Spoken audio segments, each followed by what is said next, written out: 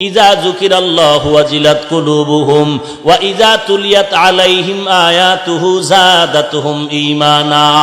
2 number মুমিনের গুণ হলো যখন তার সামনে কোরআন তেলাওয়াত করা হবে তখন তার ঈমানটা তাজা হয়ে যাবে। ঈমান যার যত তাজা তার হালাত ততই তাজা। ওই বান্দার ঈমানের পাওয়ারই চশমা লাগায় দেখে জাহান্নাম তার পার্শ্বে হাজির। ওই বান্দা জাহান্নামের আয়াতগুলো শুনলে চোখের পানি ধরে রাখতে পারে না। ওই বান্দার সামনে জাহান্নামের তেলাওয়াত গুলো করলে চোখের পানি ধরে রাখতে পারে না। ওই বান্দা তখন জাহান্নামের বয়ান সহ্য করতে পারে না। জাহান্নামের মোরাকাবা যারা করে, কবরের আযাবের মোরাকাবা যারা করে, তখন জাহান্নামের বয়ান শুনলে বান্দা তখন অজান্তে চিৎকার এসে যায়, অজান্তে তার ভিতরে অজদ শুরু হয়ে যায়। এরে বান্দা, ওই জাহান্নামের আগুন বান্দা তুমি সহ্য করতে পারবা না। ওই জাহান্নাম থেকে যদি বাঁচতে চাও আসল মালিকের সাথে সম্পর্ক লাগাও।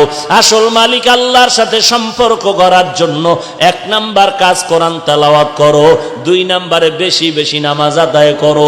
কোরআন তেলাওয়াত পারি না বললে হবে না, পারার জন্য চেষ্টা করো। কারণ কিয়ামতের ময়দানে কঠিন মুসিবতের সময় যেদিন সূর্য মাথার উপরে নেমে আসবে, সূর্যের 12টা মুখ জমিনের দিকে দেওয়া হবে। আল্লাহ বলবেন, সূর্য তোর যত তাপ আছে জমিনে ছেড়ে দে, সূর্যের তাপে জমিনটা তামা হয়ে যাবে। ওই সময় আমার মাওলার যারা আশিক ওরা চিল্লাইবে, আল বলবে আমার মাওলাকে দেখতে মনে চায়। আল্লাহ অর্ডার করবে, রে ফেরেশতা আমার বান্দাগুলোরে নূরের তৈরি আরশে আজিমের কাছে নিয়ে যাও, ওখানে ছায়ায় বসায় দাও। আমি আল্লাহ আমার খাস আশিক বান্দাদের সাথে আমি নূরের পর্দা উঠাইয়া মোলাকাতের ব্যবস্থা করব। এরে নবীর উম্মতের দল, আল্লাহর মোহাব্বত নিয়ে কোরআন তেলাওয়াত শিখো। আল্লাহ তাআলা বলেন, কিয়ামতের ময়দানে আমি আমার আশিক বান্দাদের সামনে আমি আল্লাহ নিজে কুদরতি কণ্ঠে কোরআন তেলাওয়াত করে শোনাবো। ই কালামে জিন্দা কোরআনে হাকিম, হিকমতে উলায়া জালাসতু কাদিম, বাখা কোরআ কালামুল্লাহ বাসানো কাদিমাস্তি নইনো। 1 নম্বরে বান্দা আল্লাহর জিকির করো, 2 নম্বরে কোরআনের তেলাওয়াত করো। কোরআন তেলাওয়াত পারি না বললে চুপ থাকলে হবে না, কোরআন পড়া শিখতে হবে। এরে পর্দার আড়ালের মাকেও কোরআন শিখাতে হবে। ফজরের নামাজের পরে সূরা ইয়াসিন পড়ো, যোহরের নামাজের পরে সূরা আর রহমান পড়ো, আসরের নামাজের পরে আম্মা ইয়াতাসাআলুন পড়ো, মাগরিবের নামাজের পরে অন্তত সূরা ওয়াকিয়া পড়ো। ইজা ওয়াকাতিল ওয়াকিয়া লাইসা লিওয়াকাতিহা কাযিবা। এশার নামাজের পরে সূরা মুলক তেলাওয়াত করো, তাবারাকাল্লাযী বিয়াদিহিল মুলক ওয়া হুয়া আলা কুল্লি শাইইন কাদির। 5 ওয়াক্তে 5টা না সূরা তেলাওয়াত করো। ফজরের নামাজের পরে সূরা হাশরের শেষ 3 আয়াত পড়ো, মাগরিবের নামাজের পরে সূরা হাশরের শেষ 3 আয়াত পড়ো। 70,000 রহমতের ফেরেশতা তোমার ঘর আর তোমাকে পাহারা দিবে। আল্লাহর কোরআন তেলাওয়াত অনেক সহজ। 1 মাস 2 মাস সময় দাও, 1 ঘন্টা করিয়া শিখতে পারবা। কারণ কোরআন ছাড়া তো তোমার নামাজ হবে না। নামাজে কোরআনের সূরা না পড়লে হবে না, আর সূরা শুদ্ধ না হলে নামাজ হবে না। হ্যাঁ, ওই বান্দার অশুদ্ধ সূরা পড়লেও নামাজ হবে, যেই বান্দা শুদ্ধ করার জন্য চেষ্টা করবে। 2 নাম্বার গেল কোরআনের তেলাওয়াত। 3 নাম্বার জবানের মধ্যে দরুদ শরীফ আর সালাম পড়ো। সাল্লাল্লাহু আলাইহি ওয়া আলিহি ওয়া সাল্লাম, সাল্লাল্লাহু আলাইহি ওয়া আলিহি ওয়া সাল্লাম, সাল্লাল্লাহু আলাইহি ওয়া আলিহি ওয়া সাল্লাম। একবার পড়বা 3টা উপকার হবে। 1 নম্বরে 10টা গুনাহ মাফ হয়ে যাবে, একবার পড়ার দ্বারা 10টা নেক যোগ হয়ে যাবে। আল্লাহর দরবারে তোমার 10 গুণ মর্যাদা বেড়ে যাবে। हर के बाशुद आमिले सल्लू मुदागम आतिशे दो जुक्शावद बरवाए हराम। দরুদ শরীফ পড়ো, বেশি বেশি পড়ো। মসজিদে ঢোকার সময় দরুদ পড়ো, বিসমিল্লাহি ওয়াসসালাতু ওয়াসসালামু আলা রাসূলিল্লাহ আল্লাহুম্মা আফতাহলি আবওয়াবা রাহমাতিক। আবার যখন তুমি বের হও তখনও নবীর নামে দরুদ সালাম পড়ো, বিসমিল্লাহি ওয়াসসালাতু ওয়াসসালামু আলা রাসূলিল্লাহ আল্লাহুম্মা ইন্নী আসআলুকা মিন ফাদলিক। ঘুমের সময় ওযু করিয়া ঘুমাও, ডান কাতে ঘুমাও, নবীর নামে দরুদ পড়ে ঘুমাও। 1000 বার যদি বান্দা দরুদ পড়ো, সাল্লাল্লাহু আলাইহি ওয়া আলিহি ওয়াসাল্লাম, সাল্লাল্লাহু আলাইহি ওয়া আলিহি ওয়াসাল্লাম, আল্লাহর নবী বলেন তোর মরণ হবে না, মরণ হবে না, জান্নাতের খাতায় নামটা না লেখা পর্যন্ত। 3 নাম্বার নবীর শানে দরুদ পড়ো। দোকানওয়ালা ভাই, দোকানের মধ্যে বসে আছো, জবানটা দিয়া বাজে কথা না বলিয়া জিকির করো, তেলাওয়াত করো, দরুদ শরীফ পড়ো। যত দরুদ শরীফ পড়বা আল্লাহ তাআলা তোমার মনের নেক আশাগুলো পূরণ করে দিবেন। কোনো তাবিজ লাগবে না। ব্যবসায় কেন বরকত হয় না? দরুদ শরীফ পড়ো, কোরআন শরীফ পড়ো, আল্লাহর জিকির করো, দেখবা ব্যবসা এমন ভাবে হবে তুমি নিজেও কল্পনায় খুঁজে পাইবা না। দরুদ শরীফ কোন সময়?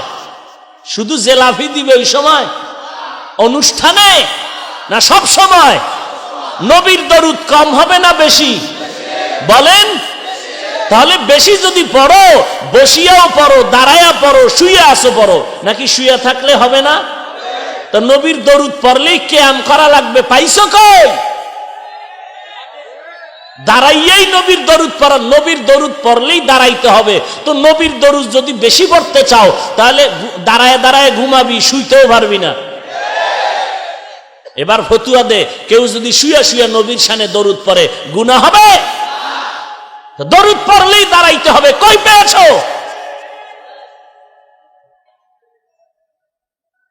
নবীরে দাঁড়াইয়া সালাম দিতে হবে।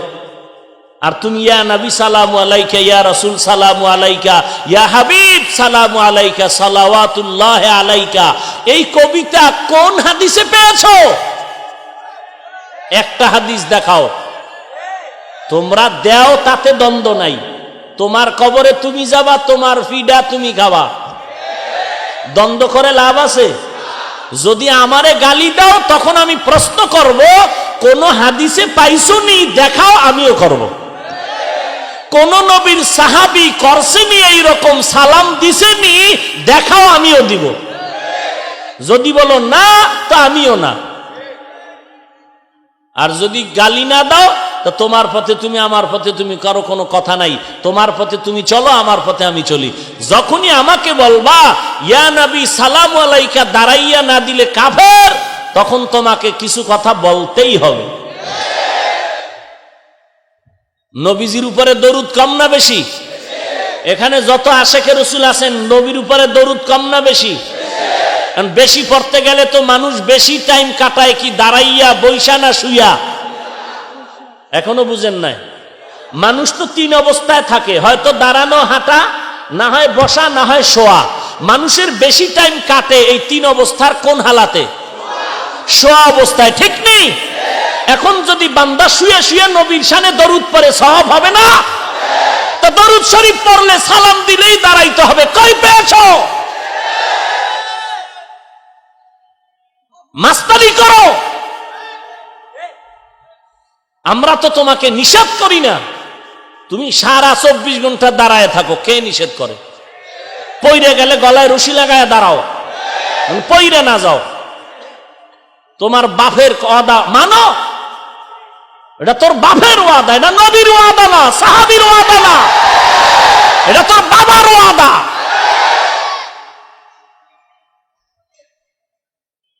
নবীর দরুদ পড়তে বলেছেন, সালাম পাঠাইতে বলেছেন, কোন সময়ের সাথে, অবস্থার সাথে নবী বেঁধে দেন নাই যে এইভাবে পড়তে হবে, এই সময় পড়তে হবে, দাঁড়াইয়া পড়তে হবে। নবী বলেন নাই হাঁটতেছো দরুদ পড়ো, বসে আসো দরুদ সালাম পড়ো, শুয়ে আসো দরুদ সালাম পড়ো। অর্থাৎ দরুদ বেশি পড়ো, বেশি পড়লে শুয়েও পড়তে হবে, বেশি পড়লে দাঁড়ায় পড়তে হবে, বেশি পড়লে বসেও পড়তে হবে। যেই হালাতে থাকো দরুদ ছাড়া যাবে না। মাস্তানি করে দরুদ পড়লেই দাঁড়াও, সালাম দিলেই দাঁড়াও। আর উম্মতের ডিভাইডেড করে রাখছে, উম্মতের মাঝে বিভ্রান্ত ছড়াচ্ছে। কত বড় সাহস যে কাফের পর্যন্ত ফতুয়া দেয়। কাফের কিয়াম না করলে কাফের।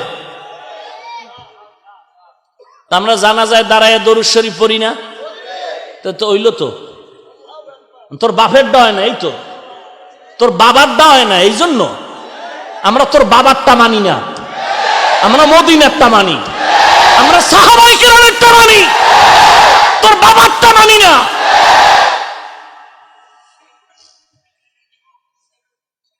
কপাল পোড়া কোথাকার।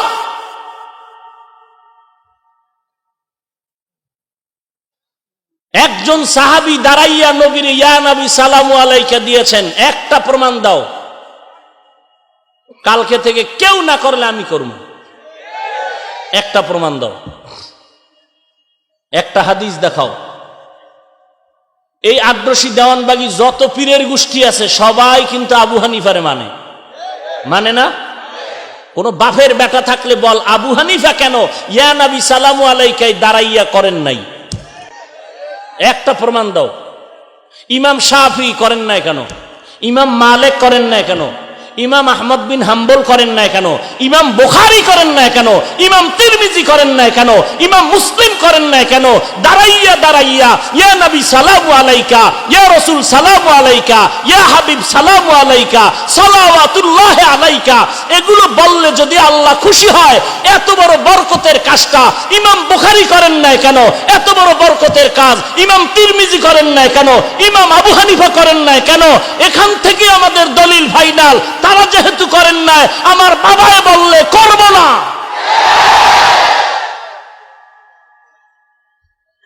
বাকি তোমরা করলেও গালি দিব। আমারে যখন আঙ্গুল বাঁকা করবা তখন আমি কিছু বলতেই হবে। আল্লাহ সবাইকে হেদায়েত দান করুন। তাহলে তিনটা করা যাবে না জবান দিয়া, কয়টা? মিথ্যা, গীবত, গালাগালি। আরো তিনটা করতে হবে নেক আমল, জিকির, তেলাওয়াত, দরুদ শরীফ। আমরা বলে দরুদ শরীফ পড়ি না, কসম খোদার এই গোটা বিশ্বের মধ্যে কওমি মাদ্রাসার আলেম ওলামারা হাদিস পড়াচ্ছেন সহিহ তরিকায়, যেই পরিমাণ দরুদ পড়ে এই পরিমাণ সহিহ তরিকায় দরুদ শরীফ পৃথিবীর কেউ পড়ে না, কেউ পড়ে না, কেউ পড়ে না। তোমরা পড়ো সালাতুনিয়া মেড ইন চট্টগ্রাম, আমরা পড়ি মেড ইন মদিনা। মদিনার কোন হাদিসে সালাতুনিয়া নাই, কথা হয় না। থাকলে দেখো আমরা করি। বঙ্গোপসাগরের ঢেউ খেলো দরুদ শরীফ দিয়া, দরুদ শরীফ পড়বা, চোখের পানি পড়বে, নবীজির মুহাব্বত। ঢেউ খেলো কেন? আল্লাহ কুদরতের হাতে সবাইকে হেদায়েত দান করুন। আরো জোরে বলেন আমিন। আলহামদুলিল্লাহি রাব্বিল আলামিন, ওয়াসসালাতু ওয়াসসালামু আলা সাইয়্যিদিল আমবিয়াই ওয়াল মুরসালিন ওয়া আলা আলিহি ওয়া আসহাবিহি আজমাইন। ইয়া আরহামার রাহিমিন, ইয়া আরহামার রাহিমিন, ইয়া আরহামার রাহিমিন। রব্বিরহামহুমা কামা রব্বায়ানি সগীরা, রব্বিরহামহুমা কামা রব্বায়ানি সগীরা। اللهم إنك عفو تحب العفو فاعف عني. اللهم إنا نسألك رضاك والجنة. اللهم إنا نسألك رضاك والجنة. اللهم إنا نعوذ بك من سخطك والنار. اللهم إنا نعوذ بك من سخطك والنار. اللهم اجعلني في عيني صغيرا وفي أعين الناس كبيرا. اللهم اجعلني في عيني صغيرا وفي أعين الناس كبيرا. ربنا ظلمنا أنفسنا وإن لم تغفر لنا وترحمنا لنكونن من الخاسرين. اللهم إني أستودعك حياتي وإيماني وعملي وأهلي ومالي وعزتي فإنه لا يضيع ودائعك. ও দয়ার মালিক, 2 দিন ব্যাপী মাহফিলে মাদ্রাসার আয়োজনে কুদরতের নজর দিয়া তাকায় দেখেন এই মাদ্রাসা এলেমের মার্কাজের ময়দানে কত আলেম ওলামারা হাজির। আয় আল্লাহ, দুনিয়াওয়ালাদের দরজা বন্ধ, আপনার রহমতের দরজা খোলা রে আল্লাহ। আয় আল্লাহ, কত হাজি সাহেব, কত মুরব্বীরা হাত তুলেছেন। আয় আল্লাহ, পর্দার আড়ালের কত মা বোনেরা হাত তুলেছেন।